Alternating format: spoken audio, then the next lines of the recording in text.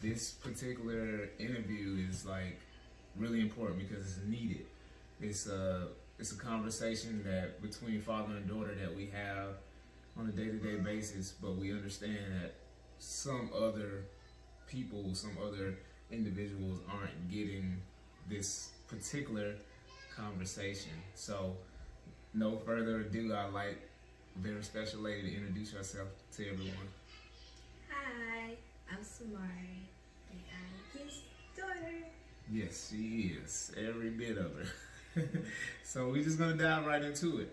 One of the things that we talk about a lot on a daily basis is this father-daughter relationship that we have. And one question I'd like to ask you, for all of the viewers and anybody else watching, are father and daughter relationships important in your eyes? Yes. You would say that they're important. Why are they important? Because you have two parents. One is a female and one is a male. So your mom might have a different opinion than your dad. So it's important to hear both sides and figure out how we can balance out as one. Because it's important for you to get both sides to formulate your opinion. Right. Because it really, our opinion does matter, but how you respond to it and how you take it is all that matters to you. So I've always tried to give you that perspective of, okay, this is what I was thinking. I may not know exactly what mom was thinking. I'm not in mom's head, but this is how I would react to it. This is how I would respond to it. So we have that relationship where we always had that balance, where I can always talk to you from my perspective.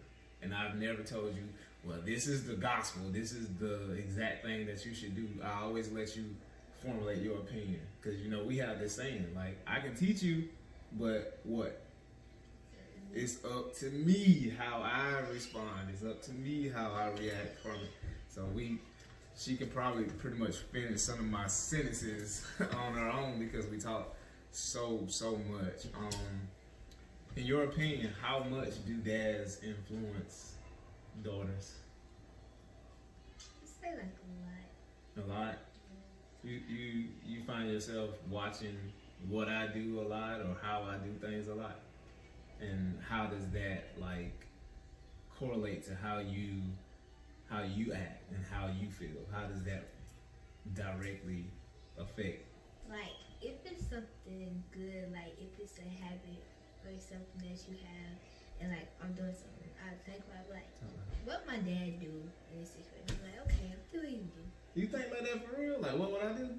Wow, I never knew that. I never knew that, but I try to think like that.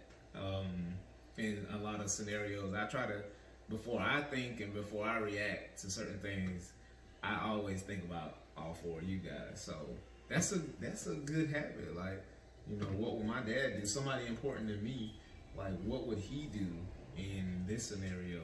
And how would he also, I would think, how would my dad react to this certain scenario? Because I'm going to have to answer to him no matter how I react to it. So I'm already going to react the way I feel like he's going to respond to me because I reacted this way. I would encourage you to keep thinking like that because that's probably going to keep you out of a lot of trouble. My dad ain't even going to be happy with me if I just bless you out right now, so I'm going to just walk away. But a question I always wanted to ask you, and it's weird asking you in front of the audience, but what is something you feel like I can do to be a better parent? I know in my eyes I'm gonna always feel like I'm doing the most I can, but I don't get the pleasure of looking at it through yours. What is some things that I can control? Always remember that part. Make sure I can control what it is that you're feeling like I wish Daddy could do more of. I can't create more time in the world. I can't make a whole lot more money in the world. So kind of be realistic with those things. But give me one thing. One thing you feel like from your perspective. be honest and be quick. Like, before we used to talk a lot, I was like, man, why does he fuss so much? Like, he just fusses all the time. Like, do he ever just have a regular conversation? But now that I talk to you, like, I realize you don't fuss. You're just trying to protect us from certain things that you already know is going to happen. And like you said earlier, it's up to us to listen whether we do it or not. Yeah, that's exactly what I'm thinking. And as a parent, if I'm not living with you and I'm always put in a scenario where when we talk, I'm always in a punishing mode, that kind of takes away my effectiveness. You know, I've been put in that situation a lot where I get a phone call, I haven't talked to you, and now I get a phone call, now I gotta punish you. Or I gotta talk to you about something you've already done. That puts me in a weird space. So I would totally agree with you when you would think every time I talk to this dude, he fussing. Because I'm always in that scenario prior to us talking every day. And I would also like to say, like, getting that phone for you for Christmas, it took a lot for me to get to that point. There was months and months and years that I was like, nope, no phone, because I know all the negative stuff that comes with that phone. Not thinking the whole time like our relationship would get way better because I gave you the phone. Like, even when I did get my phone for Christmas, I'm like, I'm happy you got a phone, but at the same time, I'm like, he's fussing again. And like, I'm listening to you, and I'm like, okay, just be thankful you got a phone, don't let you on your face, just calm down. And Mama was like, stop fussing at you, just trying to keep you safe. And I'm like, okay, I listen to you, because you said calm. So yeah, in the beginning it was because you wasn't using it, you wasn't calling me at first, and in my mind I would think, I gave her the phone, I'm at least hear from her more. But it took you transforming, getting out of that same routine where you would just call or text when you need or wanted something. It took a couple of weeks, and I had to kind of be like, okay, she's still in that mode where she's still used to doing one particular thing, so I'll just let her get used to a new thing. And now on an everyday basis, we talk. I think it's hard for us to get off the phone now. Like, it was hard to get you on the phone one time. Now it's like impossible to get us off the phone. But it's a beautiful curse. I enjoy it. I talk to my wife all the time and tell her, like, I love these conversations. We have great conversations. We have that relationship. We have that father-daughter relationship that I feel like we should have already had, but I understand certain barriers restricted that. But now, man, it's like you can't get us off. I already know a certain time my phone gonna ring, and I'm answering it because it don't matter what I got going on. I know you're gonna learn something from me. I'm gonna learn something from you.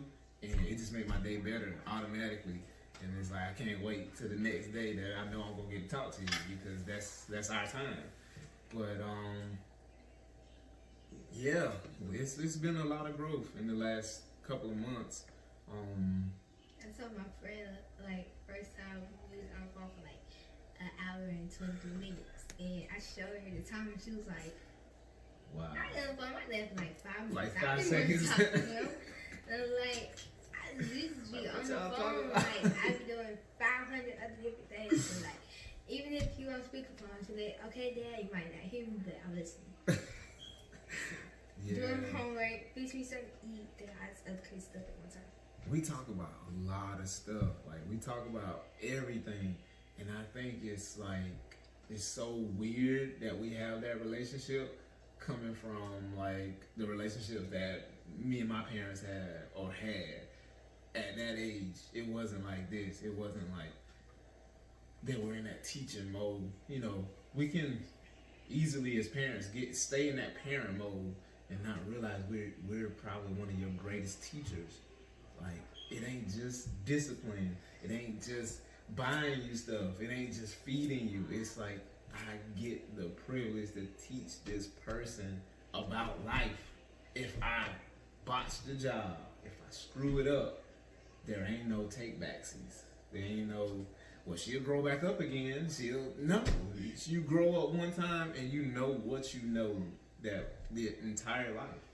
You know, and another topic that we talk about a lot is doing everything possible I can for all four of you, so you guys, somebody's sleepy, so you don't have to restart just like generations that came before us. Like the greatest problem we have in our community is every new generation pretty much has to start over. They're not given any advice. They're not given any guidance. They're not given any tangible things that they can take into their adulthood from their childhood. It's like we always, like, I had to buy a whole house for myself. I had to learn everything for myself, which is not, in the bigger scheme of things, it's not the worst thing in the world. But when you're starting a race and you're starting a race 10, 15 years behind the next racer, you automatically at a disadvantage. That person can walk, crawl, don't even have to run, and they're gonna finish the race the same as that race. Like something I told you yesterday, life just not fair. You know what I mean? We don't teach you that life is fair. We teach you like you gotta try hard for everything you get. You have to work hard. You have to seek. You know, I taught you already. Failure isn't really failure. Like, it's just you learning a way not to do something, right? We just had an episode of that a couple of days ago, this past week, right? Where you thought you failed at something.